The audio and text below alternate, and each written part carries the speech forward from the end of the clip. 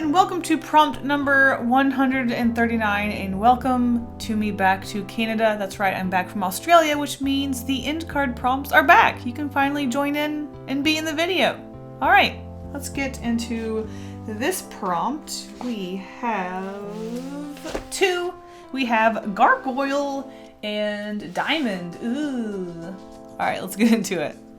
Okay, so going into this one, I am so sorry for the lazy sketching. I think my last few prompts, I was getting ready for my trip to Australia and I was just throwing down sketches as quickly as I could. So I definitely didn't give the sketches as much love as I should have, but that's fine. So I actually had a lot of fun stylizing gargoyles for this prompt. They're just so silly looking. They're weird. They're kind of humanoid, but they're also kind of monstrous. I guess they're like demon things. Their little stupid piggy faces were really fun, so I really like making dumb looking creatures, and gargoyles were a good candidate for that. Including a diamond with a gargoyle I think was just a little too easy. Just stick a diamond in a statue somewhere and boom, there you go. Not the most creative, but it is what it is. I definitely feel cop-outy because I definitely was going to have him holding the diamond and then later on I just kind of stick it in his tail somewhere.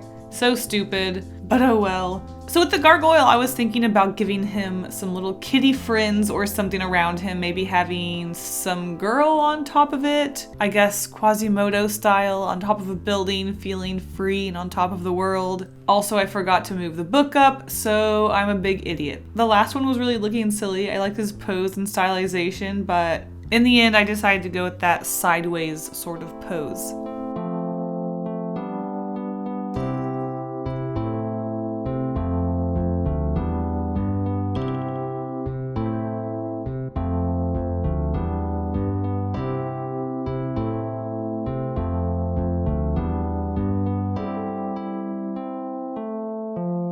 So this illustration is a little bit more on the simple side, but I really do like it. I think it turned out simple but cute. And I was going to say it has a really cute, fun story behind it, but I ended up forgetting to add a detail that was really going to tie it all together. Oh well, what can you do? So as you can see, we have a gargoyle just kind of chilling there on top of what looks like a chimney, but I guess it's just supposed to be like the post or the top section of a roof or something. I don't know, I just have him sitting on top of some brickage in the middle of the sky somewhere. I really did have a lot of fun drawing this gargoyle. Normally I don't like to draw ugly creatures because I like to draw cute things. I remember there was a prompt a long time ago, it was troll. I wasn't really into those prompts because those creatures aren't normally cute and I like rounder, cuter, silly things, but lately I've been super into making things look stupid. So if you take something ugly and you make it like a cute, stupid looking, it sort of has the same effect as something being ugly. So I really enjoyed making this gargoyle just look goofy. He's not cute, but he's not entirely ugly either.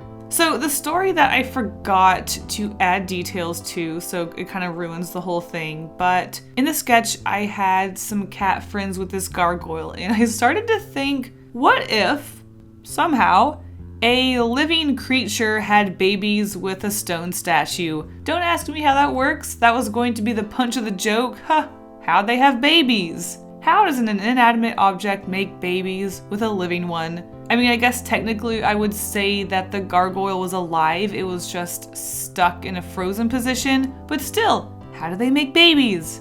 One of life's biggest mysteries. So originally I was going to have this adult cat in his hand and they're nuzzling, they're so cute and in love, and there was going to be babies all over it, and the babies were going to be a mix of cat characteristics and gargoyles. So some of the cats were going to have stone wings, or like weird legs, or the weird face or tail. Basically, I wanted to mash them together and have a mix of cat and gargoyle creatures just to let you know that these creatures had babies together somehow. But after I drew the first cat, the mom cat, I just loved the simple black, exaggerated shapely features I gave it, and I got really into drawing these cute little silly babies. And I completely forgot about adding gargoyle features to the babies, so after I drew all of the babies, that's when I realized before I even inked it that I didn't give them gargoyle features, but I thought they were just so cute and I didn't want to do that. But I mean, technically they still could have had babies together and the kittens took all of the features from the mom instead of some features from the dad,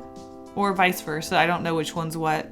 But in the end, it just kind of looks like a mom cat has come up to the gargoyle and they have made a home out of the statue or something. I don't know, maybe the cat still fell in love with the statue. I don't know what's happening. Have I talked enough about this silly story?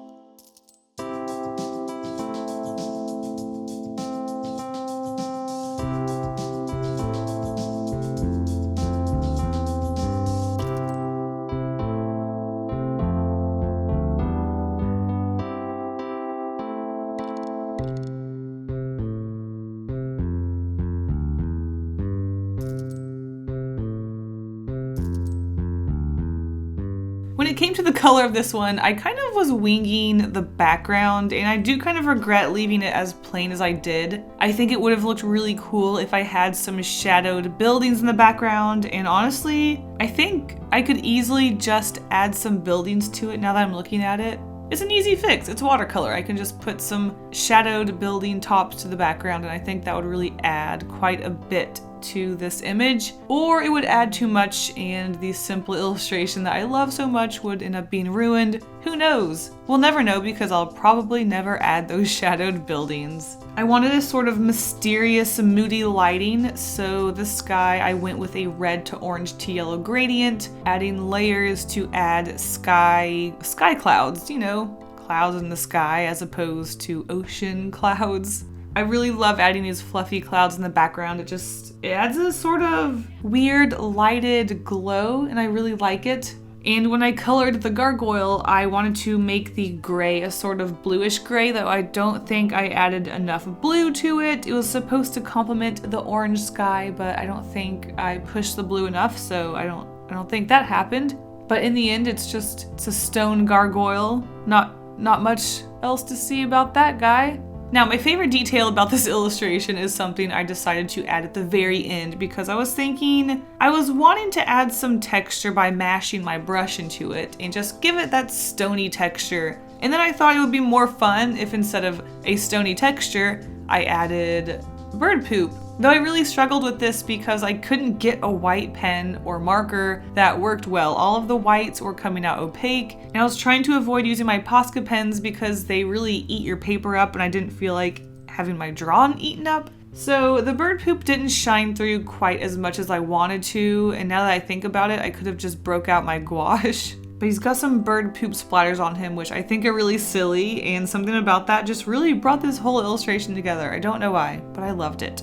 And there you go, there is our, oh wait, I never mentioned the diamond. So yeah, like I said, the diamond is just kind of tucked away in his tail. And there you go. It's boring. Okay, let's go to the end card.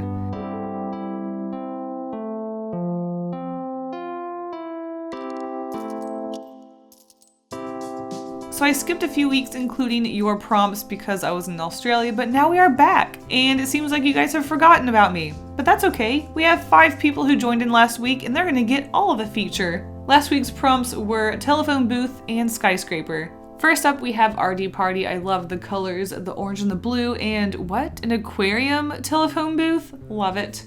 Carla Carlitos coming in with a sun smoking, some mysterious events in the background, and a very tired looking girl. Zombie Cat 85 coming in with a very strong character. I don't know what she's doing with that phone booth, but I'm curious to know. Undertale Lake has a very soft illustrative style. I love the blocky building in the background, that's really fun. And Trins Doodles, who put so much effort into this full background illustration. I love the naked guy in the background, of course. And the concept of an alien looking at a museum for humans is really fun. Alright guys, thank you guys so much for joining in, and I will see you guys in the next one. Stay golden. Bye.